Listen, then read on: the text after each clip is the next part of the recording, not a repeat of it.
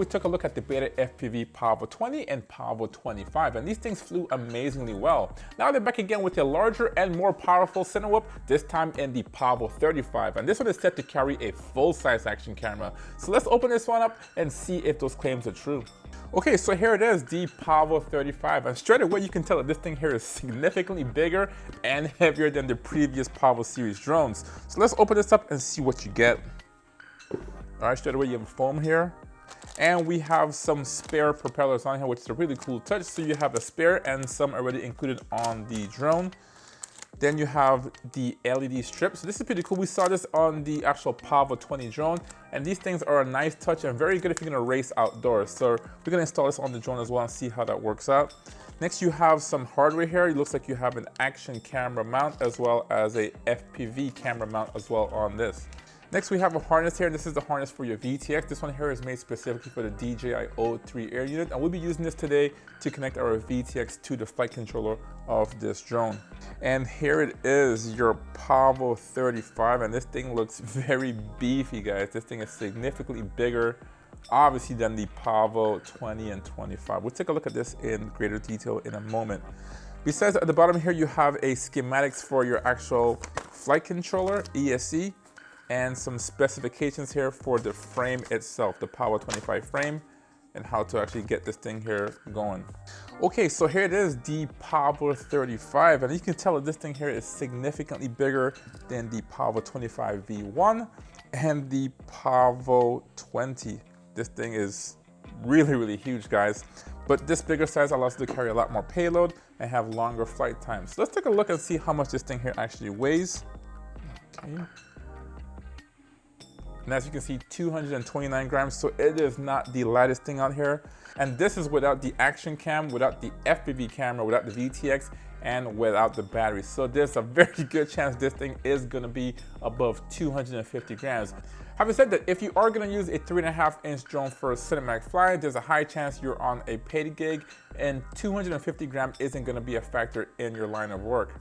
Now, the first thing I noticed here on the Pavo35 is this thick top plate right here. Now, this is a 3mm carbon fiber top plate, and this is the foundation for all the accessories mounting to this drone here. Now, BetaFPV is proud of this frame overall, including these ducts right here. Yes, I did say ducts and not propeller guards. And if you take a closer look at it, you can see that these things have a bevel design, actually accelerating the air coming from these actual ducts. Now, BetaFPV says you get around 400 grams more thrust or downward thrust with these ducts on versus these ducts off, which is pretty cool, and that leads to more performance and longer flight time. So that's a pretty cool design by BetaFPV. Now, below the top plate, you have a unique and interesting Y design kind of standoff, and that leads to more rigidity and reducing resonance and vibration going to the actual flight controller and your camera. So it's a pretty cool design if you take a look at it, and this thing should also help the structural integrity of this drone overall. Now, underneath you have a cover here to access your electronics for your drone, and this is pretty cool because you do have two mounting solutions in here, a 20x20 and a 25x25 mounting solution, so you can actually mount your VTX to this drone. Now, this design is also unique in the fact that you have only 4 screws holding this to the actual frame of the drone, and therefore you can just remove these 4 screws and get easy access to do repairs or to access the electronics, whether it be the flight controller or your VTX. Now, if you notice on the bottom of the drone, there's no VTX or actual FPV camera mounted to this frame. Now, that's a trend that we're seeing more from manufacturers, and this lowers the overall cost of the drone and allows you to use your specific VTX if you have an extra laying around. Now, in this case, this drone here is compatible with a lot of VTX in the market, including the DJI-O3, the Caddx Vista or RunCam Link, as well as the Walk Snail system. Heck, you can even fit analog system in this drone as well. Now, included in your kit, you also have the mount for your FPV camera, and this drone here is compatible with cameras between 19 and 20 millimeters. So your full-size camera is compatible with this frame kit or drone. Now, if you take a closer look at the mounting points here for both the action camera and your FPV camera, you'll see that there's some gummies in here, and this should reduce the vibration going both to your FPV camera as well as your action camera. Now, this is a pretty cool design and something we haven't seen on the earlier versions of their Pavo series. Now, finally, let's talk about the top here. We have a battery mat, your battery strap, and your battery connector. Now, this is a pretty cool design here. As you can see, this thing here is integrated into the actual carbon fiber frame, and that gives it a very, very clean and modern look. Now, the recommended battery for this drone is a 1050 to 1400 milliamp hour 6S battery. And BetaFPV says you can get between 10 and 12 minutes of flight time. That's pretty impressive, guys, 12 minutes. Now, talking about batteries, today we'll be using one of the newest batteries in the market, and that's the Lava series here by BetaFPV. Now, this is a 6S 1100 milliamp hour battery, and this thing is said to have really good current output, even down to 3.5 volts. So we'll see if we can get our advertised 10 to 12 minutes of flight time using this new series of batteries. Now, connected to the frame are these motors. These are the 2206 2400 kV Lava motors. These are a new series of motors, just like the Lava series of batteries. And these motors are designed to give you more torque and a smoother operations, reducing vibration going to your flight controller and your actual FPV camera. Now, the Pavo35 is managed by an F722 all-in-one flight controller with 35 amp ESCs. Now, the ESC is flashed with BLE32, which is great for customizable tuning and for filtering. We'll see if this ESC is strong enough to manage these motors, especially with the weight of the battery and an action camera. Finally, in the back, we have our antenna here for our receiver. Now, my drone specifically has an Express LRS receiver in here, but the Pavo35 can come equipped as well with a Crossfire Nano module or no receiver as well if you plan to use your DJI O3 Air unit. Now, for today's flight, I have the option of using 3 different VTX. I can use either the DJI O3, the Caddx Vista, or the HD0 Freestyle VTX version 2. In my case, I am going to opt for the Caddx Vista, and this gives me a good balance of resolution as well as penetration. Now, I do think using the O3 will be a little bit of an overkill for this setup, just because if you are using a 3.5-inch drone, there's a high chance you will be using a high resolution action camera on it, and therefore not using the actual 4K camera on the O3 Air unit. Okay, and just like that, I have my VTX and my DJI camera installed on the Pavo35. Now, this thing here looks pretty nice, and I said just like that, but it did take me around 30 to 45 minutes to get this whole thing installed here. And it was fairly simple. I was initially going to use this cable here for the actual flight controller, just plug it in, but the Caddx Vista doesn't have a plug, so I thought about just snipping the wire, soldering one end, and then plugging the other end into the flight controller. But I just used the lead that came with the actual Caddx Vista kit, so that was pretty simple, and that plugs straight into the flight controller. Nothing special about it, and it fits pretty well in here, really tight. So let's just weigh this now and see how much it weighs now once we have the VTX and camera in here. And that's 268 grams, so it's definitely over 250 grams just with the VTX and camera. Now we want to fly this with also a GoPro. I got the Hero 8 on here, put that right here. 422, here's the bolt for the action camera, 427, and my 1100 milliamp hour 6S battery, and that's 618 to 619 grams, so 618. That's a pretty heavy center whip, guys. That's almost like a 5-inch freestyle drone. So we'll see how this here flies, if it can carry this action camera. And I have some other ways of making this a little bit lighter, but we'll talk about that a little bit later as well. So this is all set up here. I'm just gonna go to the computer, bind this to my radio, and then let's take this for a flight. Okay, so we're back from our flight test, and the Pavo35 did a really good job. Let's start with my first impressions. Now, before we went for our flight, we did weigh this drone, and it weighed around 626 grams. Now, that's no surprise because this thing is a 3.5-inch drone with a full-size action camera and a large 6S batteries. And I was even more skeptical as I armed it because these motors and prop combo was very quiet.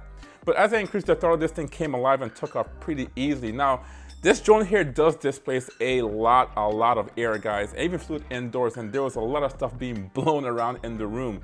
So this thing is capable of carrying this weight pretty easily, and even a larger action camera at that. So this drone is more than capable. Now, the flight characteristics of this drone was really well. As I took off, this thing flew pretty normal, like a normal drone. I was actually surprised of how well it was tuned. This thing felt like a normal drone, guys. The rates on here are pretty good also for cinematic work, and this thing was never twitchy. I flew this thing in multiple conditions, including winds between 10 and 20 miles an hour. Now, that's not the perfect conditions for a Cinewhoop, but this drone handled that weather pretty well, guys. Now, the performance on the Pavo35 is pretty amazing and actually surprising. This thing hauls ass pretty well. Now, I don't know how well this thing is gonna track, say, a race or a drift car, but for less erratic moving subjects like, say, traditional cars, maybe a bicycle or a motorcycle, I do think that the Pavo35 would do a really good job chasing those subjects.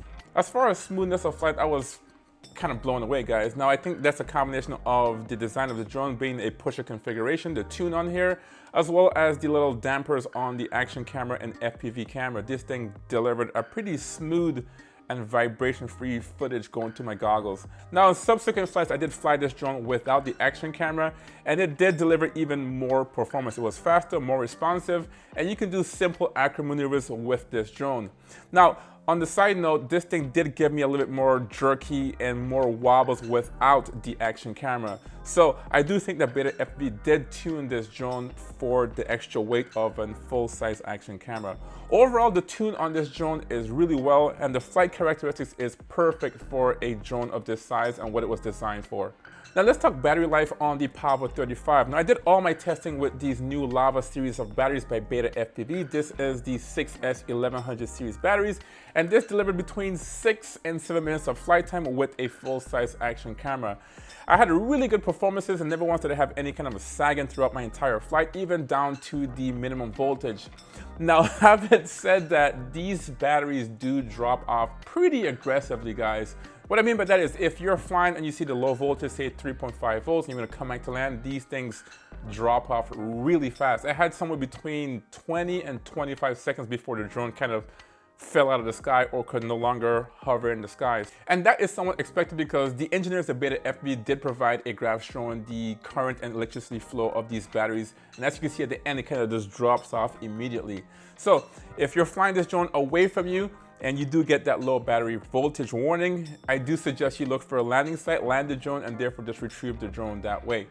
Now I plan to do some further testing with these new Lava batteries. I also have some 4S 850 mAh batteries. I'm happy to do some testing with my freestyle drones and see what the conclusion is with these batteries. But overall, my first impression with these batteries are pretty good, and they do deliver the longer flight times that they do promise. Now, as far as visuals on the Pavo35, I did fly this with the Calyx Vista and the original DJI camera. And this is a pretty good combination. You can adjust the aspect ratio, the color, even the saturation, and this is a proven setup. Now, I flew this drone here around 700 milliwatts, and I got the typical performance of a DJI system. Pretty good. I do get that, focus mode as I go further away, but the range on this was pretty good, and that's what you need of a drone like this. If you're gonna do some filming, chasing subjects, you wanna have pretty good penetration. Now, I do think that this option here is the best setup, only because the O2 might be a little bit overkill, and you're probably not gonna use that 4K image. Now, as far as the HD0 system, it works pretty well. You have that lower latency and more consistent latency, but you lose the penetration of the DJI system. Now, Walksnail gives you the best of both worlds, and that would be a viable option for this drone as well. Now, talking about the FPV camera on this drone, this thing is mounted to this gummy system right here, and these dampeners do a really good job removing any kind of vibration or jello coming to the FPV and the action camera. Now, talking about the action camera, I do have a GoPro or Hero 8 on here, and this did a really good job capturing 4K images. Never once did I see any kind of vibration or jello in my image, and this did a really good job. Now, obviously, this is a customizable camera. You can change any settings on here for whatever look you want to get for your project or for your shoot. Now, having said that, this Hero camera here is placed very, very well. It's a really good place to put it as far as balance and weight distribution on here. But one thing I did notice that these wires here do come very close to the action camera, and I do feel that that could influence the image going to your GoPro. So I do wish that the actual XT60 connector was in the back, and you can just reverse this battery facing this way, and then you can actually increase the tilt of your camera even more. Now, having said that, the Pavo35 did carry the Hero 8 pretty easy, and I do suspect that this drone can carry even larger action cameras. So with that said, the Pavo35 did a pretty good job with visuals, and I'm sure it can carry pretty much any action camera on the market.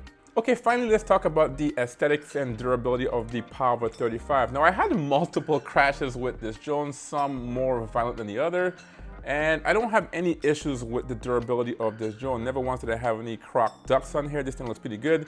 Propellers are still pretty good. I do have some scuff marks on them, but no broken propellers. And even with those crashes, I didn't have any vibrations still coming to the feed of my drone. So this thing is very, very durable.